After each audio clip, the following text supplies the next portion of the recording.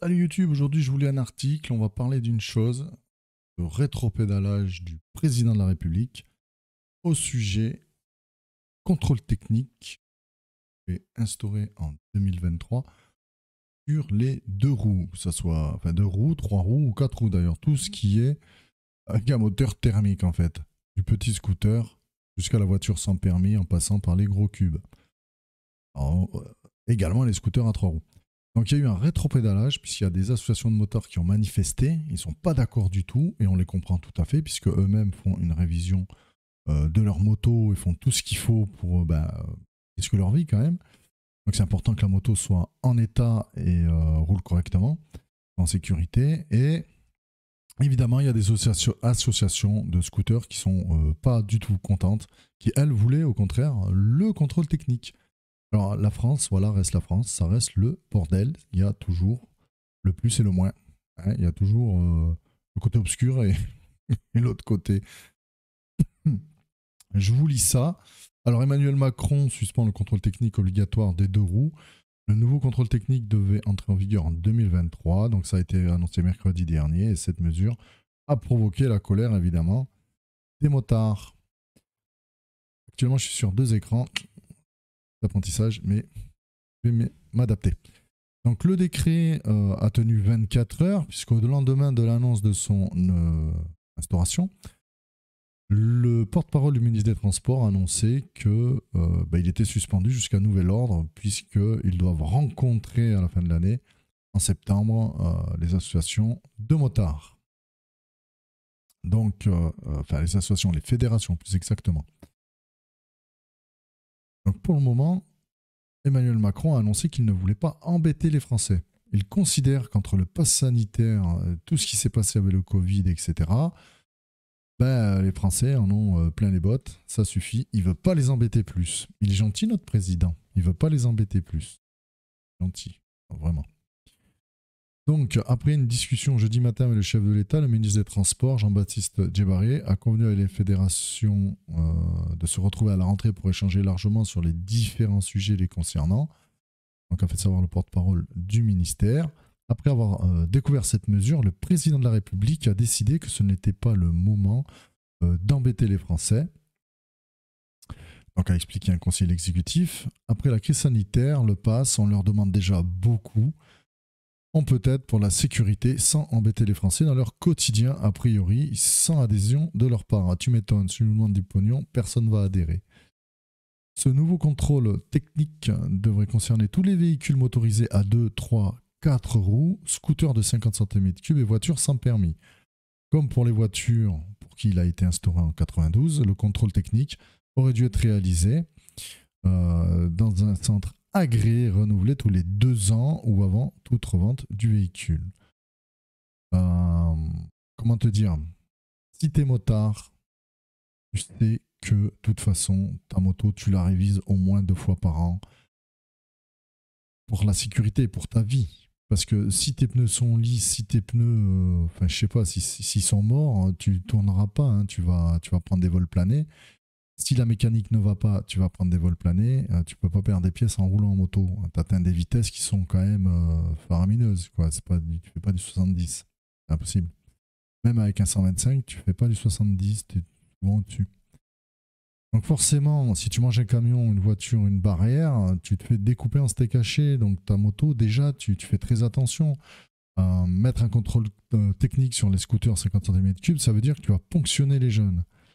Ça veut dire que tous les 2 ans, les jeunes, il faudra qu'ils fassent des jeunes. Je dis jeunes parce que au collège, déjà, tu peux avoir, si je me souviens bien, un 50, alors pas forcément à vitesse, mais un variateur, donc un scooter. Donc, il faudra un contrôle technique sur le scooter. On n'est pas assez ponctionné encore. Ils ne nous prennent pas encore assez d'argent. Dites-moi en commentaire, si vous êtes motard, si vous avez un 2 roues, quel qu'il soit, dites-moi ce que vous en pensez. Marquez-le.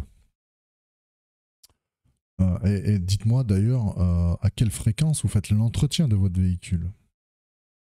Donc au printemps 2021, plusieurs milliers de motards avaient manifesté, donc ce printemps-ci, là, à travers la France contre la mise en place d'un contrôle technique réclamant à l'État de déroger à ces directives européennes. Les motards avaient également manifesté leur désapprobation de la réforme du stationnement à Paris qui prévoit notamment les rendre payants dès 2022 pour les 2 roues motorisées thermiques. Alors déjà qu'en moto, l'intérêt c'est la liberté quand même, c'est de pouvoir faire remonter les fils de voiture, c'est pouvoir se garer à des endroits où les voitures ne peuvent pas, donc pour toi c'est plus facile. Eh ben on va te faire payer quand même. On va te laisser juste l'emplacement devant un arbre, tu vas payer. Le ministre souhaitant l'apaisement, c'est félicité Jean-Marc Belotti, coordinateur de la Fédération française des motards en colère.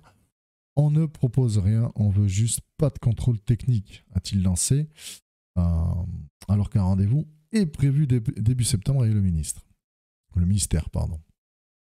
On va voir si on peut apporter des solutions en termes de sécurité routière, mais ça risque de leur coûter un peu de sous, a insisté le motard, citant notamment le dédoublement des glissières de sécurité qui permettrait, j'ai l'ordi qui fait des siennes, d'éviter les blessures graves. Il faut savoir une chose, voilà, je me cale. Par exemple, si on arrêtait les peintures au sol, là, pour les passages piétons, etc., il y a des peintures antidérapantes. Si on arrêtait ces peintures, je le dis clairement, de merde, qu'on utilise encore, moi j'ai un 2 roues également, ça m'est arrivé, jour de pluie, d'être à une vitesse tout à fait raisonnable, et en tournant pour prendre la rue perpendiculaire, hein, mais j'ai traversé de l'autre côté en glissant, parce qu'il y avait passage piéton, il y avait cédé le passage, il y avait une autre marque blanche, il y avait la peinture partout, donc j'ai glissé. Tu tournes doucement, mais ta moto, elle est partie. Donc ça peut t'arriver n'importe quand sans que tu t'y attendes. On n'est pas tous en plus des motards forcément sur circuit. Hein. Donc si déjà ils nous mettaient de la peinture antidérapante, je sais que ça existe, où déjà tu vas pas partir comme un glaçon par terre. S'ils arrêtaient le dédoublement des glissières qui te découpent, hein, littéralement, quand tu chutes, il y a des choses, et les fédérations peuvent en parler, qui peuvent déjà être faites, plutôt que de ponctionner de l'argent sous de faux prétextes, en fait. Par contre, une autre association, du coup, n'est pas contente. Elle dit que c'est une honte absolue. L'association Râle Scout avait salué jeudi matin cette décision qui venait rompre avec des années d'hésitation des pouvoirs publics jusqu'alors tétanisés face au lobby motard. C'est une honte absolue, a réagi jeudi sur Twitter, donc le lendemain de l'annonce, l'association, donc après l'annonce du rétropédalage d'Emmanuel Macron. Comment est-ce possible qu'une minorité puisse faire reculer Emmanuel Macron au détriment de millions de victimes, de nuisances diverses et contre la directive européenne de 2014? Nous condamnons fermement cette volte-face. Donc ce contrôle était une évidence tant il paraît inimaginable de laisser circuler sur les routes des véhicules susceptibles de mettre en danger les autres usagers, donc souligne l'association. Il faut savoir qu'il y a un dicton en 2 roues, c'est que les voitures essayent de t'écraser et les piétons se suicident sous tes roues en fait. Je ne sais pas pourquoi, tu arrives en 2 roues, les piétons croient qu'ils ont le temps de passer en fait. Une voiture, il passerait pas, mais toi, il passe. Si tu fais pas hyper gaffe, c'est un truc de ouf. Tu es sur un rond-point, les voitures, tu n'existes pas. On te pousse. Les voitures essaient de t'écraser, littéralement. Alors, je veux bien qu'il y ait des nuisances avec les motards, mais déjà, si les gens étaient un peu plus prudents, faisaient un peu plus attention, peut-être qu'il y aurait moins de problèmes. Cette mesure aurait permis de garantir moins de bruit et moins de pollution. Il rigole, le mec. Je suis sûr le mec qui dit ça, il a un gros 4x4, lui. Donc a aussi regretté l'adjoint Europe Écologie Les Verts à la mairie de Paris, David Béliard sur Twitter. Ce serait intéressant d'aller voir un peu ce qu'il a, David Béliard, en quoi il roule. Est-ce qu'il a des... Je sais pas, est-ce qu'il est au gouvernement l'adjoint Europe Écologie, est-ce qu'il a une voiture en fonction? Est-ce que... Je sais pas. On va voir son bilan carbone un petit peu, comparé au jeune qui a un scooter pour aller à l'école, tu vois.